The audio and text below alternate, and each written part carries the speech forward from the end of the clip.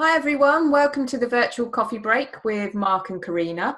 For those that haven't attended our show before, it is basically us having our coffee break and having a chat about those key topics that are going on in the e-commerce world or on Amazon, and also sharing our insights and giving you some tips and hopefully taking away some nuggets on things that we've learned along the way during our Amazon journey and our e-commerce journey. So today we're going to be talking about the key things to consider when launching on Amazon. So I'm going to throw things over to Mark to start off with. And of course, Mark will share a bit more about what you should be thinking about if you're considering going with Amazon. Brilliant. Thanks, Karina. So we're episode 2. And again, I'm drinking tea in our coffee break. I think that's going to be a regular theme, but we'll just have to accept that. Yeah, absolutely. I think this is a really interesting topic to cover, and actually something that you could spend many hours talking about. But I think we've tried to pick out the fundamentals of this topic. One of the first areas that I think is worth covering as a starting point is the type of category and market that you might want to enter into, and what type of considerations do you need to have when going through that process. It's something that we see an awful lot of content online about. You see a lot of new brands exploring which countries to go into. Do I need to change my product for those markets? So on and so forth. So I want to just cover kind of briefly the kind of type of category and things to consider. So I think that, of course, when you're at the ideas stage of creating a business, you, of course, would want to enter a category that, one, you're interested in. Mm-hmm. I would never advise any brand or potential brand to create a product that they're not interested in, because at the end of the day, you're going to be working on that day in, day out, and you have to have some type of enthusiasm. So if you don't like coffee and you don't like tea, don't enter the coffee and tea market, right? Makes sense. Yeah, completely. You've got to have some type of passion. And I actually think, as well, as not just passion, but what are you bringing to the market that's different from what's already there? Now, that's a phrase or a sentence that I see everywhere. And that's a really generic phrase, because it's very difficult to come with this new market-leading product. It's very difficult to do. Most of the time, products and brands are very similar. It's just the branding that differentiates them. So you've got to think, what makes you different? Is it that you donate 10% of your profit to charity, or have you actually customized a particular part of this product? I think a lot of it's about minimizing risk, of course. So if you've got a certain budget to work with, and you will need some type of budget to work with, then you want to minimize the risk. What's the quickest and best product that you can get to market in the shortest period of time and actually start having some type of success with? You don't want to spend 2 years developing something to then find out that it's obsolete, it's no longer relevant to that market. So I think there's a lot you can kind of cover in there, but market research is important. From an e-commerce perspective, you want to be looking at categories that potentially have high growth. So I know in the last few years, from an Amazon perspective, we've seen the kind of grocery categories having high growth, particularly over the last couple of months. You're seeing the baby category having growth. You're seeing pet food category having growth as people are starting to spend more on their pets than they are themselves. Those are all really kind of good categories. Categories that are fairly stable, you'd be looking at the likes of electronics. Again, I think you probably need to have some type of background and experience in product development if you're going into something like electronics, because it's a little bit riskier. The margins could be better, but it's a little bit riskier. So I think there's a lot to kind of cover in that area. But as a summary, those are the type of things you probably want to have as consideration. I don't know if you've got anything to kind of add to that. Yeah, it's the point that you raised about passion. I actually had a conversation with a new client the other day who's putting together, developing a product, and they're at product development stage. And that's something that resonated with me when he spoke about, he can go on, and there are ways that you can start finding that niche or that area where you could go into and really maximize opportunity.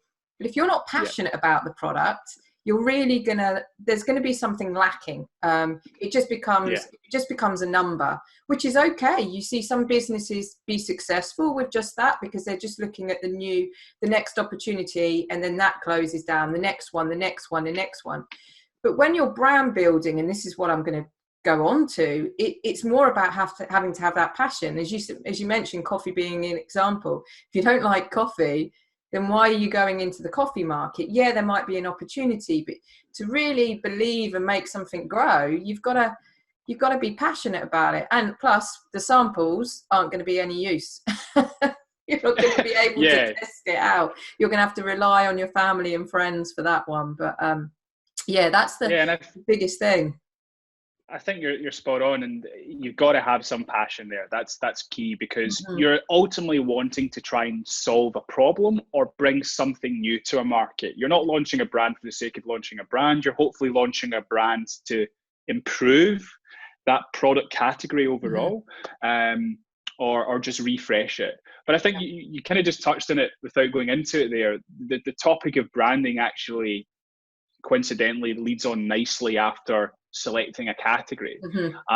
You obviously do a lot with brands on the importance of branding. So in that kind of area, what do you regard as the key considerations for people and brands to think about? Yeah, definitely. So when you've kind of got an idea of the product that you want to go ahead with, it then becomes a brand name. A brand name is really, really important. So many times we deal with businesses that kind of quickly put something together, but didn't really think of that name at the start. And then as the business has grown, perhaps that brand name doesn't really complement the growth of their category. They might create a brand name specific to one product, but then go into a range of products and it doesn't work. So really thinking about, first of all, a bit more vision there with the brand and where you want it to go. And then thinking about a brand name that's going to be a name that businesses or customers can remember, that really quickly describes your product or your business in a few words. That can take time and that can be hard to figure out. And I know whenever we're trying to think of taglines and things like that, you just kind of go round and round a lot in circles. But thinking about what is the best brand name, and then once you've got that brand name, you then need to build the design side of that out. So you've got this brand name, you then need to start thinking about, okay, we need a logo. It's really important that you have a logo. So many businesses might have a brand name, but they don't even invest in a logo. And that is vital, because people need to remember your name. They need to remember your logo. It doesn't have to be anything crazy. Sometimes the most simplest of logos can be the most effective.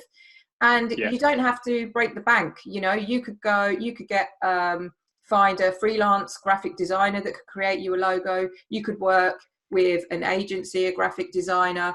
I know we've sort of worked with a number of clients that work with all different types of designers. And it really depends, as I said, on the budget. And that's something that's vital as well with the branding. So thinking about brand name, logo, and then... And Karina, on the logo side, I'm sorry to interrupt, but on the logo side of things, should brands be scared of the thought of maybe changing their logo over time? Or, because I can imagine that if people are investing in a logo, they might be thinking, I don't really like it anymore, I think it's a bit out of date. But from an Amazon perspective, is it fairly straightforward if you do update your logo to then have that kind of roll out across your listings and your other marketplaces? I guess if you're changing a logo, a lot is then down to packaging. Because if you've got your logo all on your packaging and then you have a complete rebrand, then you need to think about what that will mean. There are ways in which you can do that through a gradual transition. So you might have old stock with the old logo, and then you introduce new products, or you slowly introduce new packaging and that. So it is possible, but I would say trying to get it to avoid that will probably be a much lower cost, because if you start adding your branding, and this is what businesses do on Amazon for your additional product images, you have to start updating all your images as well as I mentioned the packaging. And so it can end up being a lot more costly, but it can be possible. The one thing that you want to make sure that you're set on is this whole brand name, because one thing is Amazon is completely, and we spoke about this earlier, Amazon is supporting brands. There's so many tools out there for brands. Amazon has the brand registry that is supporting brands and protecting them from any possible risk of counterfeit. They also, if you've got a brand name and it's enrolled and you have a registered trademark for it, then you start opening up doors to different marketing tools that you have on Amazon, which you wouldn't have if you didn't have a brand.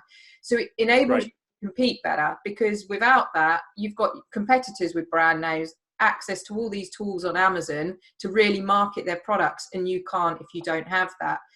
And so that's another thing. And so really you want to think about this whole brand name as in, this is the brand name I want. Okay, I now need to get this brand name trademarked. And I need to, and trademarks can sometimes seem scary at first, and you can pay a lawyer to do that. In the UK, you can pay a lawyer to do that, or you do it yourself. I've actually, for the business, registered a number of different trademarks. Seems to be like a hobby now. It's like my hobby of purchasing URLs all the time. But it isn't actually so daunting. And it's really great because it protects you. And it's also ensuring that you then don't go down this path that you've selected this brand name and someone else has got it, because you want to make sure. Yeah, and then that's just a nightmare, isn't it? That's a costly mistake. Yeah, so when you have got that brand as well, and this is another thing, buy that URL, make sure you've got all those usernames on Facebook, on Instagram and everything, and make sure that that ground has not been trodden on already, because otherwise you're going to start finding that you're competing with other brand names. You might not get the trademark approved, everything. So that's another thing is so in answer to your question about changing it, really you want to get the brand name at the start, because you want to get it registered. You want to get a registered trademark. And then once you've got that registered trademark, you can enroll it in the Amazon brand registry. So when you launch on Amazon, you've got access to all those tools as well. That's really important, because particularly at launch, you need every bit of support and creativity that's available to you. So if you can do A+ all of a sudden, or you can build a brand store, you're just setting yourself up for success compared to limiting yourself at the beginning of that process if you didn't have a trademark, right? And that's really important. You want to make sure that when you're launching a new product in any Amazon marketplace, that you have all those almost like a prerequisite. You have all those boxes ticked, because otherwise you're just not following the recipe, right? It's like baking a cake. You forget to add the eggs. Yeah. Or you can bake a cake without eggs, but you know where I'm going with this. If you miss out a vital ingredient, you're going to screw up the process somewhere. Exactly, and that's it. And some people don't want to do that at the start because of the cost of investment. But I have seen it where brands haven't done that, and it's bitten them on the butt a bit later on, because actually they've gone to then register the trademark when they realise that will give them access to different tools on Amazon. And that trademark's already been taken. So then they've got to completely redo their brand, their packaging, their logo. And they're and then their competitors are just like, they have all the access to these A+ pages, brand stores, they're flying and they're stuck. They can't move forward. And on that, actually, I know I can talk forever about branding. You can see I'm really into this one. You're into that one. It's the coffee, yeah. Yeah, it's the coffee. It made me wired, you see. That's why, my passion is the IP Accelerator program. Don't know if you've heard of that. It just launched on Amazon. And for those that are watching, definitely type it into Google, Amazon IP Accelerator program.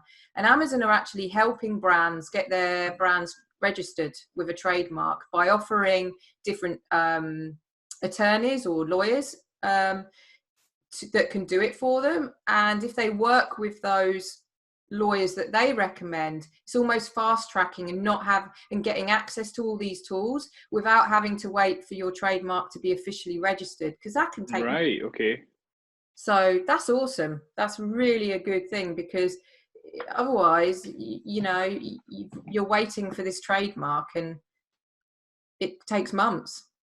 So the thinking behind that, the advantage for Amazon, am I right in saying, is because it's basically use our contacts in our system and you can start selling on our platform quicker and we can make more money. Is that really the thinking behind it? Yeah, I think so. And it's just this whole push of wanting more and more brands. And I think they've seen some businesses struggle because it's almost this whole brand registry and their focus on brands has excluded those that don't have a brand. And I think, as we spoke about, like, it's a bit daunting.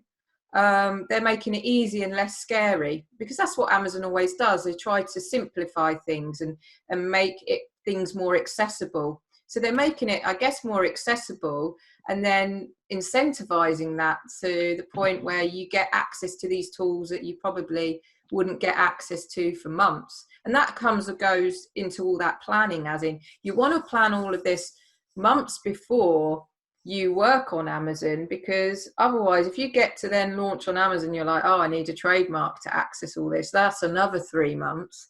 You've got this whole delay.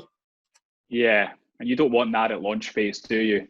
You want to just be off and running with an aggressive strategy to capture market share and grow and grow and grow. So that's definitely. Yeah, really interesting. Yeah, I mean, that's definitely an area that I see you do an awful lot of work in. And I think what kind of nicely leads off of branding is the kind of the margin side of the business. Again, a lot of people make this mistake too early on, right? Where they haven't done enough to consider their margins on the products, where they haven't worked out what the costs are in an appropriate manner in relation to what the item sells for. And we've seen, you and I kind of have dug into brands in the past where we've seen that their margins are unbelievably tight and low, that actually it's very difficult for them to get any growth on Amazon, because in order to get growth, it would require them to invest and potentially take a little bit of a hit on the profitability to get that market share. Now, this is an area of a business, regardless if you're entering or you're established, that I personally love. I love understanding the kind of mechanics behind a brand. And I think, any kind of key considerations in margin is make sure that you are giving yourself enough margin that allows you, when launching a brand, to support that brand. By support, you obviously want to have some type of investment. I'm not saying it has to be thousands, but you want to have some type of support that allows you to talk about, to communicate, to advertise that brand.